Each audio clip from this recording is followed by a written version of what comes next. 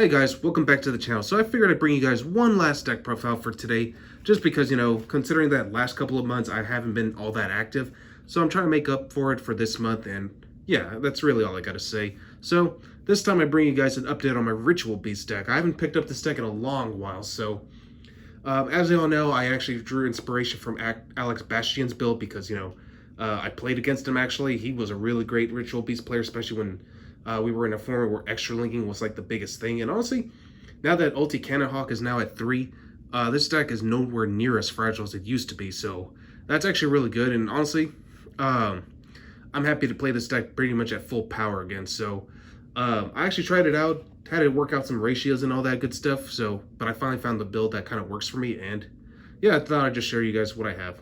So let's get started.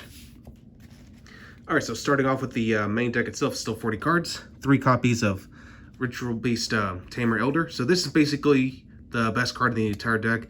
Gives you an additional normal summon for a Ritual Beast monster from during your main phase, so it's pretty good. And also, yeah, you basically can special summon one Ritual Beast. You can only special summon this card once per turn, basically, and that's pretty much true for almost all of them. But yeah, like the fact that he's just a the good way to get your combo started is really good. Next up, to Cannon Hawk. So this is basically your secondary starter. So you need to see either Elder or Cannon Hawk just to get your combo started. Once per turn, you can banish one Ritual Beast card from your deck, and again, any Ritual Beast card. During your second standby phase, after this card's activation, you basically add that banished card back to your hand. So it's basically a gold sarcophagus. Also, same thing like before, all the Ritual and Spiritual Beasts, each one can only be special summoned once per turn, but that's fine. Next, to Rampengu. So once per turn, you can banish one Ritual Beast monster from your extra deck, send one Ritual Beast monster of the same type as that monster from your deck to the grave. So it's a Foolish Burial. So again, the whole point of this deck is to try to get all your resources out as quickly as possible, banish them, and then go into your contact fusion monsters. And then of course, thanks to Cannon Hawk, you can actually restore all your banished material. So that's actually one of the reasons why I'm glad that card's back, because the recursion was a little slow, but now it's definitely a lot faster than what it used to be. Next up, to Winda. If she's destroyed in battle, you can special summon another copy of her directly from your deck, so it's pretty good. But also, she also has the ability where you can special summon another Ritual Beast monster from your extra deck, ignoring the summoning conditions if she's destroyed by battle or card effect, I mean. So you can special summon herself, or you can just have her special summon one of the fusion monsters. Even the Link monster too, if you wanted to. But yeah, like Winda, pretty good. Next, I'm actually running 2 copies of, actually let's put this guy over here. 2 copies of Apelio. Most people just run this at 1. The reason I'm running it 2 is because I'm not running the Pendulum one. The Pendulum one sucks. So that's the only reason why I'm running 2. Just once per turn during either player's turn, you can banish a Ritual Beast card from your graveyard. And for the rest of the turn, all Ritual Beast monsters you control gain 500 attack points. So that's the only reason. It's a really good power boost. Next up, 2 copies of Wen. So if this card is normal summon, you can target one of your banished Ritual Beast monsters, special summon it. So pretty good. Next, 1 Lara. So this card is normal summon, you can target a Ritual Beast monster in your graveyard, special summon it. So both basically do the same thing. One is Monster Reborn, one's basically different dimension reincarnation, only without the cost.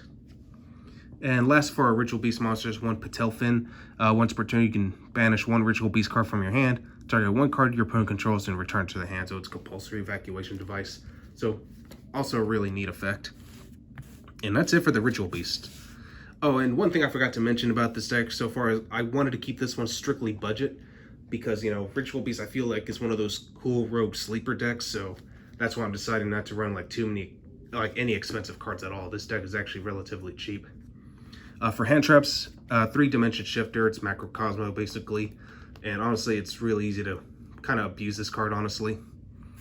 Next up, 3 Ghost Ogre. Ghost Ogre is really good. Honestly, like if you could bait out like the Appaloosa negate, you can actually Ghost Ogre after her and then just pop her and she can't resolve the negation. So yeah, Ghost Ogre, not too bad. Alright, and that's it for the monster lineup. Now moving on to spells. For spells, it's just a bunch of one-ofs.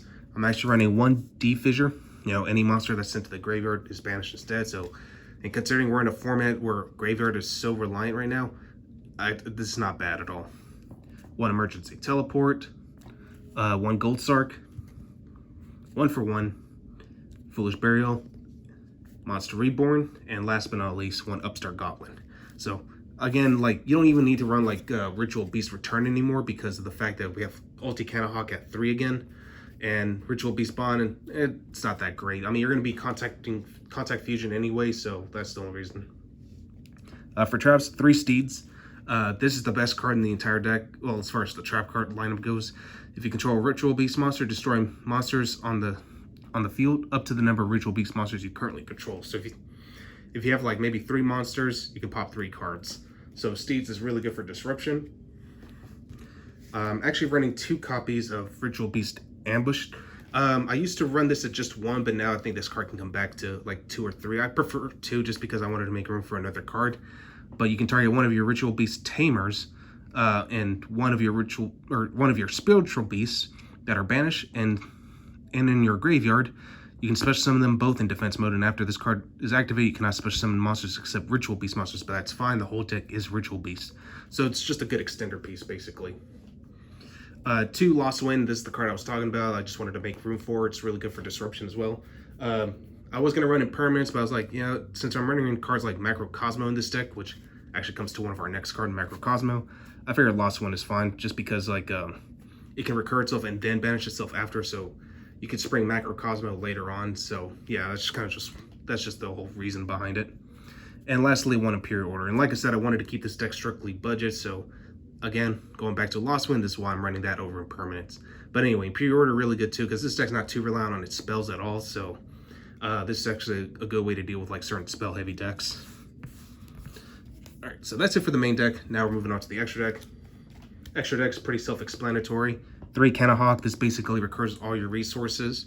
So yeah, like I said, I'm really glad that this card's back. 2 copies of Ulti Gaia Pelio. During either player's turn, when a spell, trap, or monster effect is activated, you can banish a Ritual Beast monster from your hand, negate the activation, and if you do, destroy it. 2 Ulti Paleo. So this card attacks. It is unaffected by other card effects until the end of the damage. So pretty good too. So like all the Ritual Beast fusion monsters have some really amazing benefits. And then 1 Ulti Patelfin. So cannot be destroyed by card effects during either player's turn. You can return this card you control to the extra. In fact, this is what all the Ritual Beasts do. So, but generally you just use it just to kind of like use it for protection. Basically, it's just a brick wall. So yeah, why not? For the links, I'm running 2 copies of Ulti Kamun Falcos. So this gives your Ritual Beast monsters your power boost, and you can banish a Ritual Beast from your graveyard, and immediately after it resolves, you can normal summon 1 Ritual Beast monster from your hand. So it's just another way to keep extending, you know, really good cards. 1 win, you know, just to kind of recycle your win monsters too. 1 Haze Velger, the Desperate Doom Eagle. So I've actually ran this once before. So this is really cool because the fact that as long as your opponent has no monsters in the graveyard, you can basically, this card's attack point is double, so it's really good. And considering you're running cards like Dimension Shifter, D-Fissure, and Macrocosmo, you should be able to get that double point boost. And if you need to, it's kind of a risk, but it's a high risk reward. If you're going to OTK, you can shuffle back one of your opponent's monsters in the graveyard back into his deck, and then you can potentially double his attack points that way too. 1 Borlo Dragon, just because I didn't know what else to put. And for my rank 4s, I'm actually running 1 Daigusto Emerald for another form of recursion, and 1 Lightning Chidori just for more smart removal. Alright, so now moving on to the side deck. Side deck's pretty self-explanatory. 3 Raw Sphere mode. You could also run Nibiru instead, but again, this one's a little bit cheaper than Nibiru, so that's why I decided to run it. 3 Ghost Sister. You know, considering we're in a form with a bunch of special summoning going on, this is really good for time. 3 Storming Mirror Force. Against the Sky Striker matchup, I like to use Anti-Spell Fragrance. And then last but not least, 3 copies of Gozen Match. This is really strong against Adamantipator, so I figured why not. Alright, well, that's all I got for you guys today. Hope you guys enjoyed this, and I will catch you guys again next time.